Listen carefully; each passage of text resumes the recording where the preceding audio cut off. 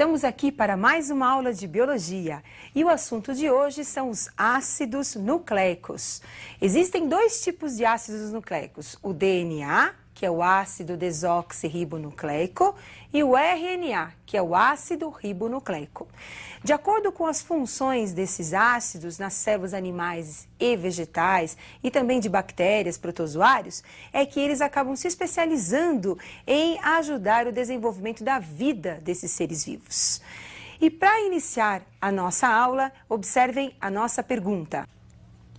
Qual é a molécula que guarda e revela a história da vida? Quem é a molécula responsável por todas as nossas informações? Pelas nossas características genéticas? Observem quem é responsável pelas nossas informações. As nossas informações, elas são guardadas dentro de uma caixinha de surpresa que é o núcleo celular. Lá nós vamos encontrar as unidades hereditárias, que são os cromossomos. A célula humana, ela apresenta 46 cromossomos. Temos agora um detalhe da estrutura do cromossomo. A fita do cromossomo. Observem que o cromossomo é formado por duas fitas de moléculas, que é o DNA.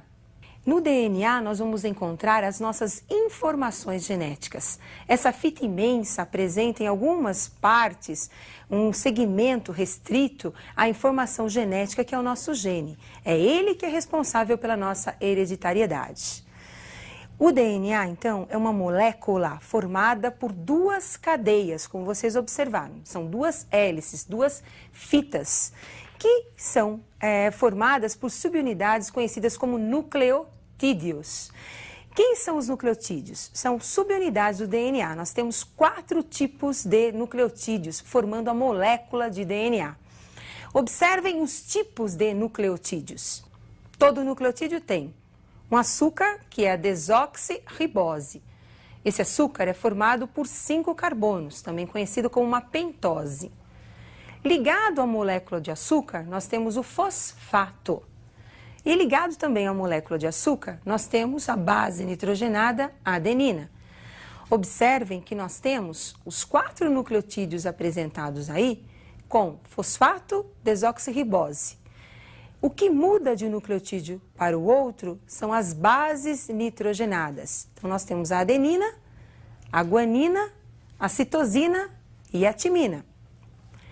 Entre essas bases nitrogenadas, nós vamos encontrar uma afinidade química, que é o que vai ser responsável pela ligação entre as fitas do DNA.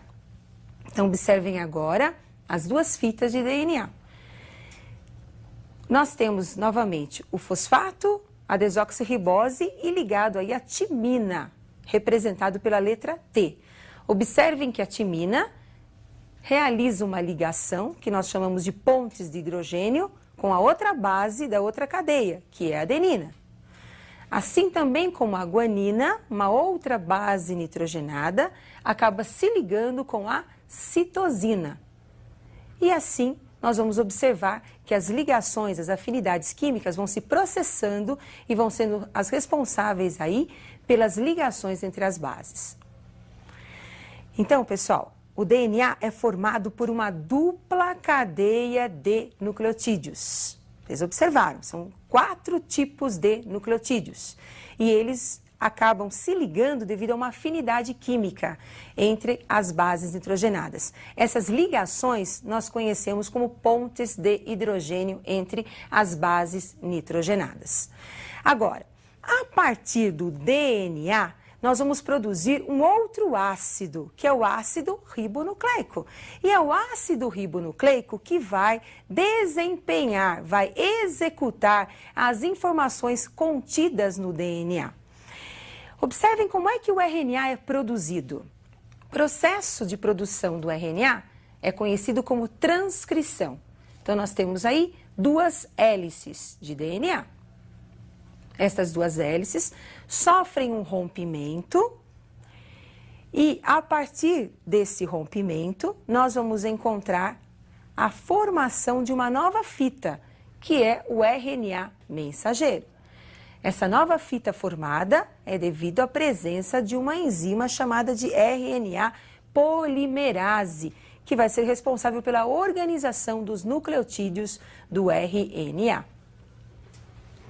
Agora, a informação do DNA é transmitida para o RNA mensageiro. E o RNA mensageiro agora vai sintetizar as proteínas, que vão ser responsáveis pelas nossas características. Por exemplo, o indivíduo tem um gene. O gene é o pedaço do DNA. Ele produz o RNA mensageiro. Nesse gene, nós vamos encontrar a informação para a produção, por exemplo, da pigmentação dos olhos. O RNA mensageiro vai produzir a proteína que vai ser responsável pela pigmentação dos olhos do indivíduo. No nosso caso, na espécie humana. Agora, nós temos apenas o RNA mensageiro? Não. A partir do DNA, nós poderemos formar 3 tipos de RNAs. O RNA mensageiro, como nós escrevemos, o RNA ribossômico, que vai formar os ribossomos, onde ocorrerá a síntese de proteínas, e o RNA transportador, que vai transportar os aminoácidos até os ribossomos para ser formada a proteína, que vai ser responsável pela nossa característica, pelo nosso caráter. Muito bem. Agora, observem que todo esse material genético, todo o DNA da célula tem que ser o mesmo para todas as células. Então, para que não seja perdida nenhuma informação, o que é necessário?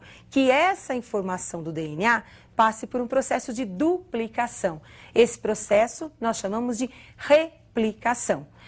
E eu gostaria que você acompanhasse a replicação do DNA. Nós temos 2 fitas de DNA. Percebam que ocorre uma separação entre essas fitas. A molécula mãe separou-se em 2 moléculas filhas. Posteriormente, ocorrerá a entrada de nucleotídeos, que serão organizados pela enzima conhecida como DNA polimerase, formando as duplas hélices de DNA. Então, temos aí agora 2 moléculas de DNA. Observaram? Então, tínhamos uma molécula de DNA que passou por um processo conhecido como replicação. Então, replicação, nós vamos ter aí cópias idênticas da mesma informação genética do DNA, formando 2 novas hélices. Só que cada nova hélice, ela apresenta metade da molécula mãe e metade de uma molécula filha, que foi produzida pela entrada de novos nucleotídeos, que foram ingeridos pela nossa nutrição. Agora, como é que o DNA consegue passar de uma célula mãe para as células filhas? Através de um processo de divisão celular, que é conhecido como a mitose ou divisão celular. Muito bem.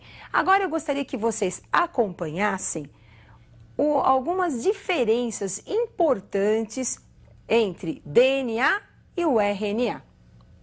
Então, o DNA apresenta uma cadeia dupla de nucleotídeos, enquanto o RNA nós vamos encontrar uma cadeia simples de nucleotídeos. No DNA, o açúcar é a desoxirribose, enquanto que no RNA o açúcar é a ribose. As bases nitrogenadas do DNA são a adenina, timina, citosina e guanina, enquanto que no RNA, no lugar da timina, nós temos aí uma base nova, a uracila. Então, a adenina, ela passa por um processo de ligação com a uracila no RNA e a citosina com a guanina. E isso você não pode esquecer. O DNA é formado por uma dupla cadeia de nucleotídeos e nós temos a presença da base nitrogenada timina, enquanto que o RNA é formado por uma cadeia simples de nucleotídeos, onde nós vamos encontrar uma base importante que é a uracila. É o que vai diferenciar o DNA do RNA. Como essas bases elas são complementares, normalmente a mesma quantidade de adenina nós vamos encontrar de timina, porque nós temos elas se complementando, assim como a citosina e a guanina. O mesmo não vamos encontrar no RNA. As bases apresentam quantidades diferentes, porcentagens diferentes nas moléculas do RNA. Por quê? Porque eu tenho uma cadeia simples, no caso do RNA. Agora, eu preparei um exercício para que vocês possam aprofundar um pouquinho as informações genéticas de dois seres vivos, que nós vamos chamar de A e B. Acompanhe agora o exercício que eu preparei para vocês. Então, nós temos um organismo que eu vou chamar de organismo A. Nesse organismo A, nós vamos encontrar bases nitrogenadas como adenina, timina, citosina e guanina. No organismo A, nós temos a porcentagem das bases. 26% de adenina, 26% de timina, 24% de citosina e 24% de guanina. Enquanto que no organismo B, eu vou encontrar 18% de adenina, 23% de timina, 42% de citosina e 17% de guanina. Pergunto, quem são os organismos A e B? Ou melhor, quais são os tipos de ácidos que nós vamos encontrar no organismo A e no organismo B?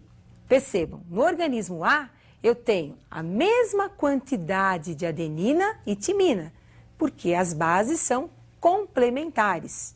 Enquanto que citosina e guanina, bases complementares, a mesma quantidade. Então, eu posso afirmar que esse DNA apresenta cadeia dupla.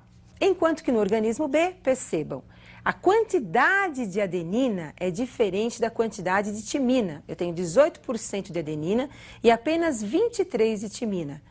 Enquanto que a quantidade de guanina é também diferente da quantidade de citosina.